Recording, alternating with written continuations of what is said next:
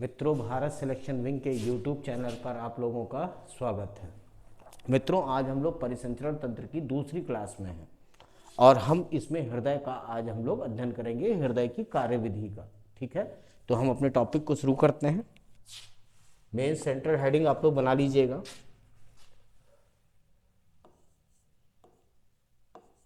हृदय की कार्य विधि। तो मित्रों, सबसे पहला पॉइंट आप लोग जनरेट करिएगा, अपनी कॉपी पर अंकित करिएगा। आपको मैंने बताया था हृदय में दो आलिंद होते हैं और दो निलय होते हैं। तो बायां आलिंद जो है ये चार पल्मोनरी वेन के माध्यम से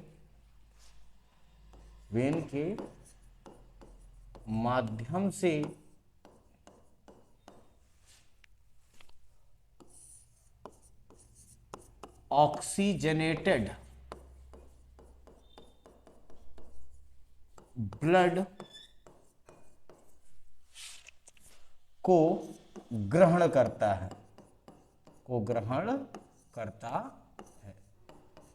ठीक है मित्रों, पहला पॉइंट आपका हो गया कि बायां आलिंद जो है ये चार पल्मोनरी वेन के माध्यम से ऑक्सीजनेटेड ब्लड ग्रहण करता है। फिर उसके बाद मित्रों, बाएं आलिंद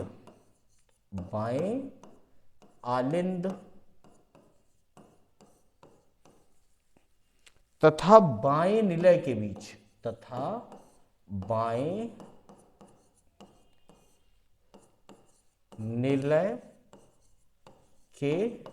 बीच मित्रों लेफ्ट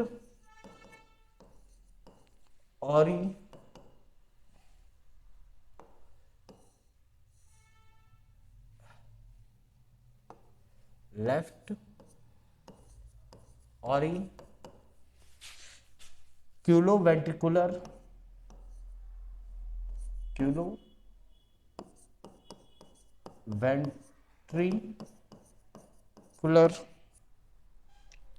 अपार्चर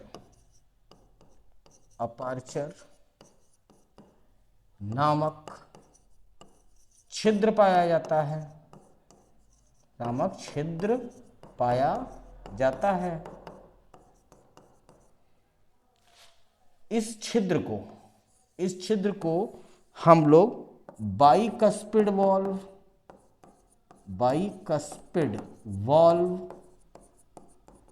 या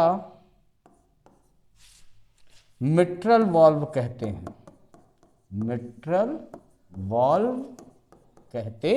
हैं मित्रों। इसी तरीके से मित्रों दाएं आलिंद तथा बाएं निलय के बीच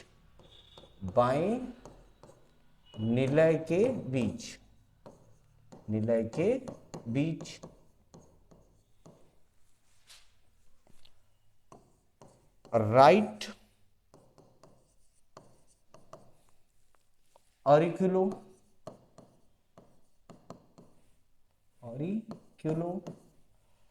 वेंट्रिकुलर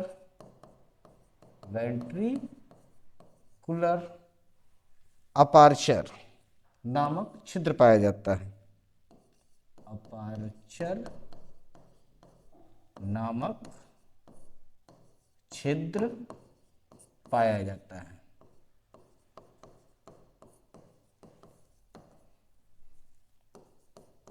और ये जो छिद्र है इसे हम लोग ट्राइकस्पिड वॉल्व बोलते हैं। ट्राइकस्पिड वॉल्व कहते हैं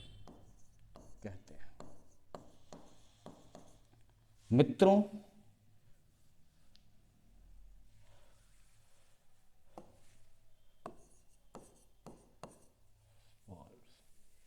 ट्राइकस्पिड वॉल्व कहते हैं।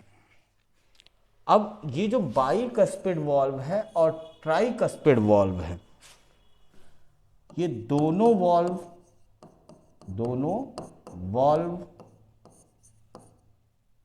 रक्त को आलिंद से निलय में तो जाने देते हैं, निलय में जाने देते हैं, किंतु विपरीत दिशा में जाने से रोकते हैं, किंतु विपरीत दिशा में जाने से रोकते हैं मित्रों। ठीक, तो ये जैसा कि आप लोगों ने देखा, हृदय की कार्यविधि के अंतर्गत हमने अभी तक 3 पॉइंट इरेज किए। ठीक, एक बाया आलिंद मित्रों, जिसमें 4 पल्मोनरी वेन्स पाई जा रही हैं। इसी के माध्यम से मित्रों ये जो ऑक्सीजनेटेड ब्लड या ऑक्सीकृत जो रक्त है ये ग्रहण किया जाता है। फिर उसके बाद में आपको मैंने बताया कि बाएं आलिंद तथा बाएं निलय के बीच में, बाएं आलिंद तथा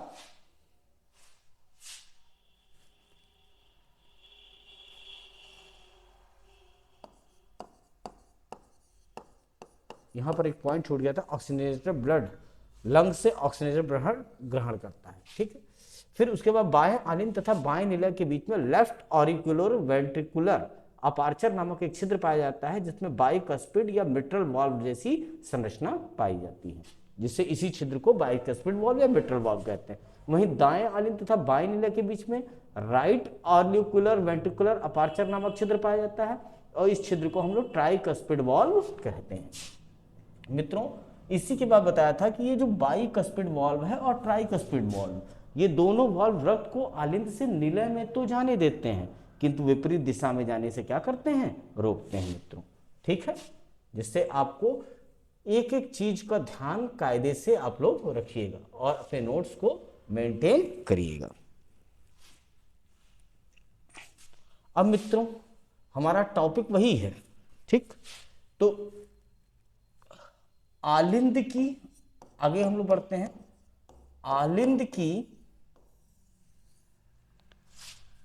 भित्तियों पर या दीवार कह दीजिए, भित्तियों पर, आलिंद की भित्तियों पर पेशीय उभार जैसी रचना पाई जाती है, पेशीय उभार जैसी संरचना पाई जाती है, जिसे हम लोग संरचना पाई जाती है, जिसे हम लोग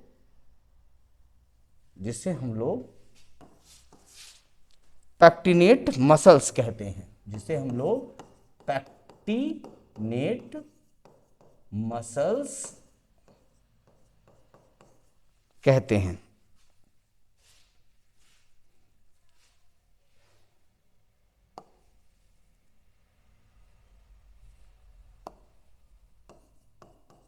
मसल्स कहते हैं।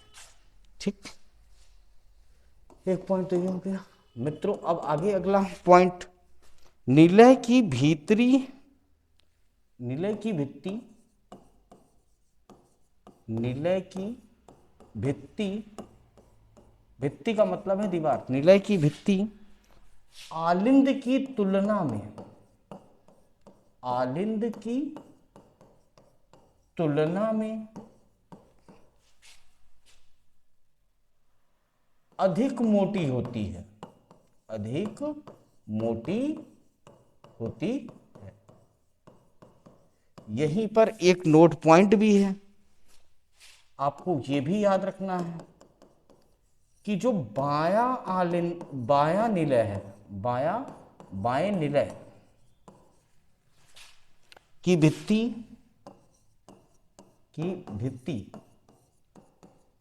अपेक्षाकृत अधिक मोटी होती है, अधिक मोटी होती है। मित्रों एक एक पॉइंट आपको यहां पर बताया जा रहा है, जिससे इस टॉपिक से संबंधित आपकी सभी समस्याओं का कुशलतापूर्वक समाधान हो जाए। अब मित्रों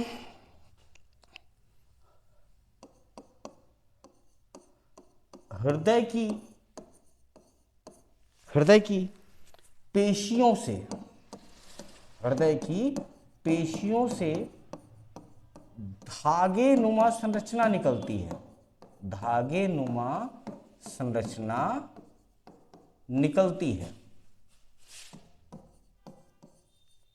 धागे नुमा संरचना निकलती है।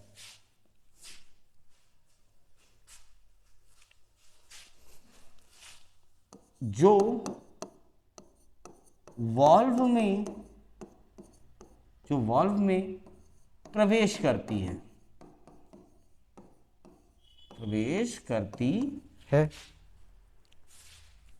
इन्हें कॉडी टेंडानी कहते हैं, कॉडी टेंडनी कहते हैं। इन्हें क्या बोलते हैं मित्रों?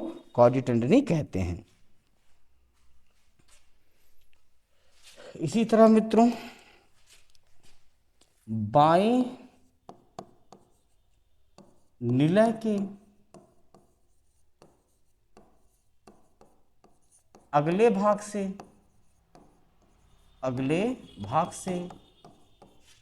बाएं निलय के अगले भाग से ऑर्टरा निकलती है, ऑर्टरा निकलती है। यही ऑर्टरा फेफड़ों के अतिरिक्त या लंग्स के अतिरिक्त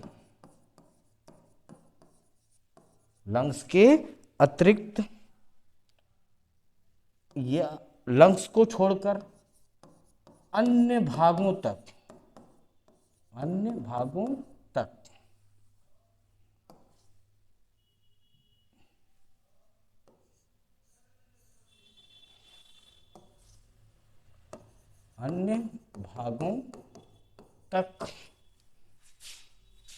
ब्लड ले जाती है।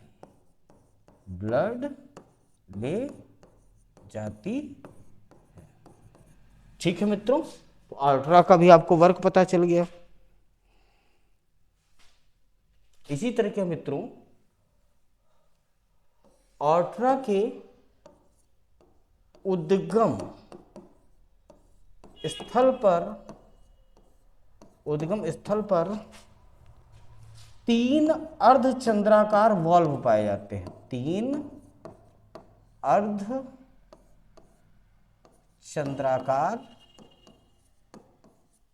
वॉल्व पाए जाते हैं।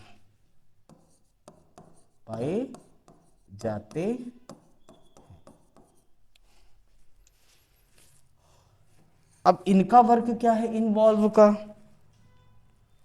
ये रुधिर को निलय से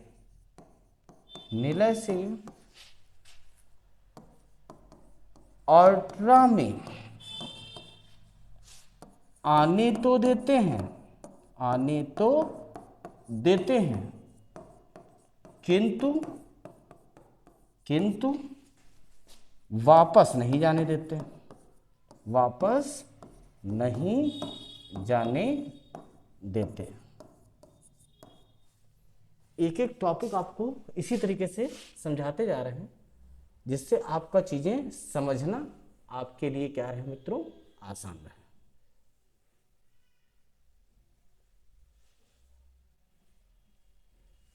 आप लोग चिंता बिल्कुल भी मत करिएगा। जब ये आपका टॉपिक जो है खत्म होगा तो आपकी हर एक चीज जो है समझ में आएगी। अब आपको पता है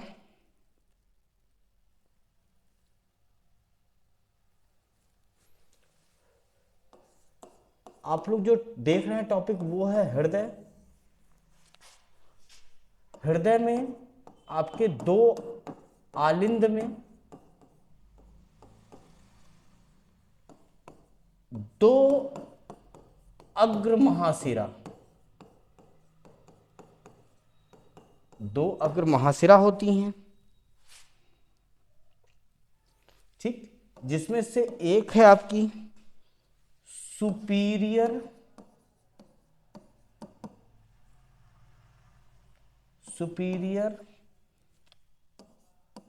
वेना कोवा और दूसरा है आपका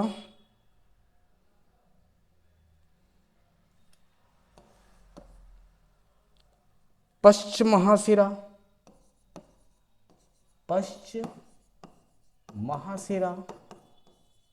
इस पश्च महाशिरा को हम बोलते हैं पोस्ट कोरल वेन, या इसे ही हम बोल सकते हैं इंटीरियर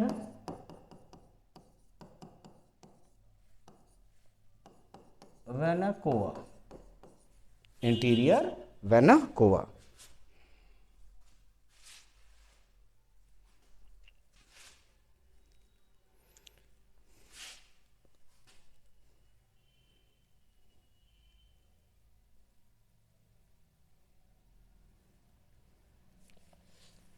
ठीक, तो यही याद रखिएगा, दो आलिंद रहते हैं जिसमें एक सुपीरियर वेना कोवा और एक पश्च महाशिरा पाई जाती है। इसके बाद में जो अगला टॉपिक है वो है मित्रों हृदय में रुधिर का परिसंचरण मार्ग।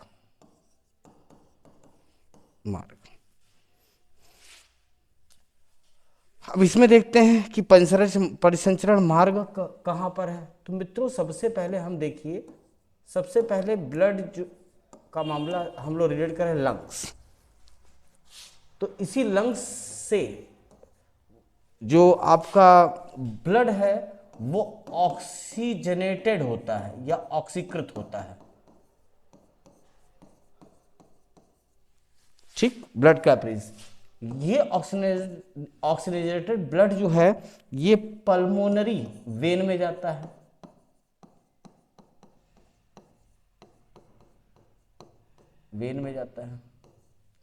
पल्मोनरी वेन से यह ब्लड जो है ये आपका लेफ्ट आलिंद में जाता है।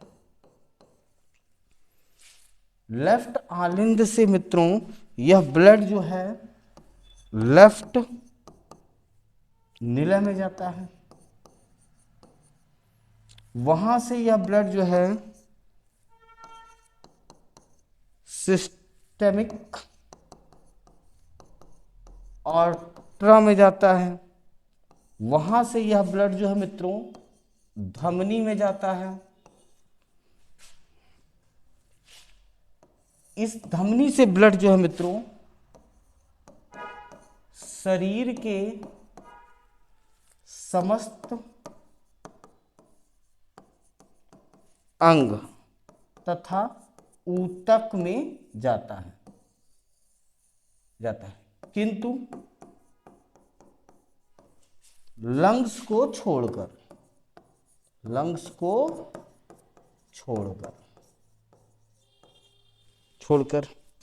उसके बाद में यह ब्लड जो है ये शिराओं में पहुंचेगा। अंग जब यूज कर लेंगे तो यह ब्लड कहां पहुंचेगा? शिराओं में। शिराओं से यह ब्लड अग्र महाशिरा में,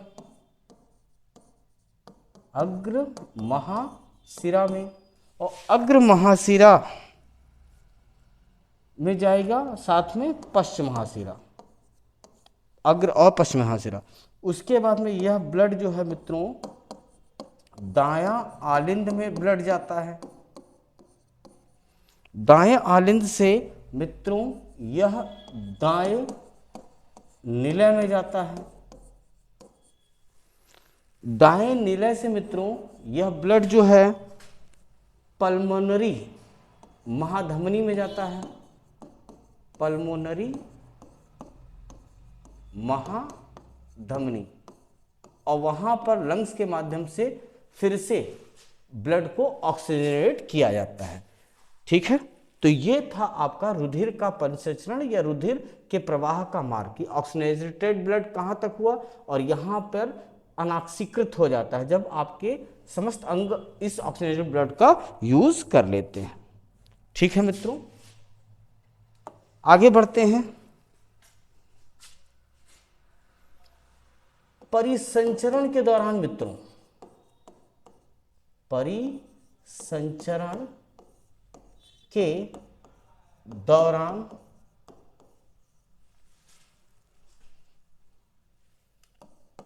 जो आपका ब्लड है ये दो बार हृदय में जाता है, हार्ट में जाता है। ठीक,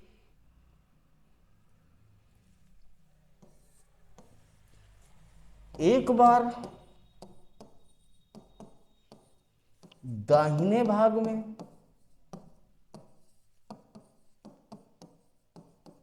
और दूसरी बार या एक बार बाएं भाग में। और ये जो मित्रों प्रोसेस है, इसे हम लोग द्विपरिसंचरण बोलते हैं, द्विपरिसंचरण बोलते हैं। ठीक है मित्रों, अब इसके बाद में हृदय धड़कन का नियमन, हृदय धड़कन का नियमन, एक टॉपिक हम लोग ये भी देखते हैं। अब इसमें देखिए, एक आपका है ऑटोनॉमस नर्वस सिस्टम,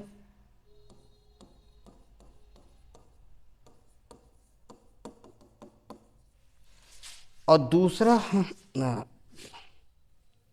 नियमन। इसमें देखेंगे इसके द्वारा अनुकंपी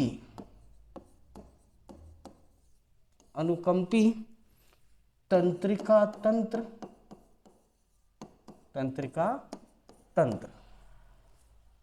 द्वारा धड़कन में वृद्धि देखने को मिलती है।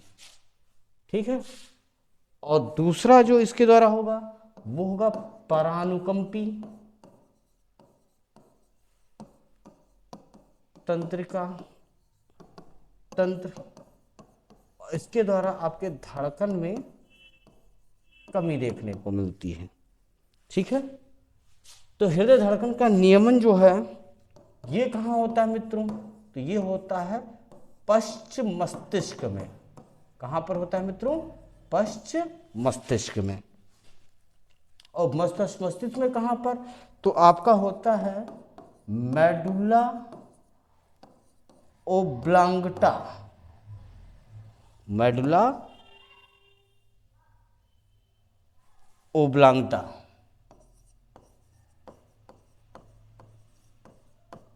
ओब्लांगटा में होता है। कहाँ पर? तो कार्डियक सेंटर में, ठीक है मित्रों, ये आपका कुछ चीजें मैंने आपको बता दी।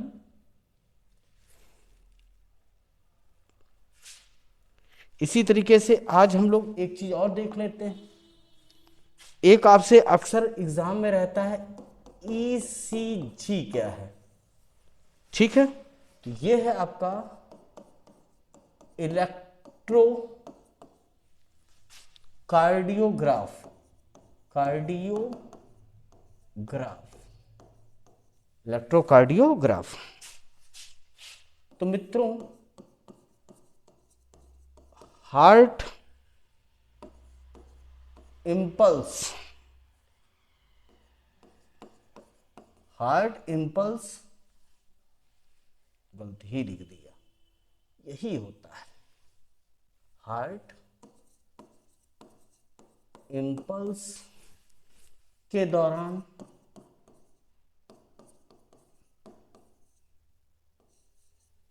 हार्ट इम्पल्स के दौरान कार्डियक मसल में, कार्डियक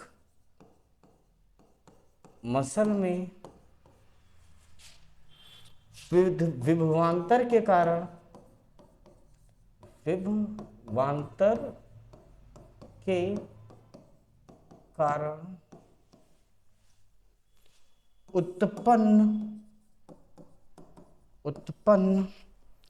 वैद्युत परिवर्तन, वैद्युत परिवर्तन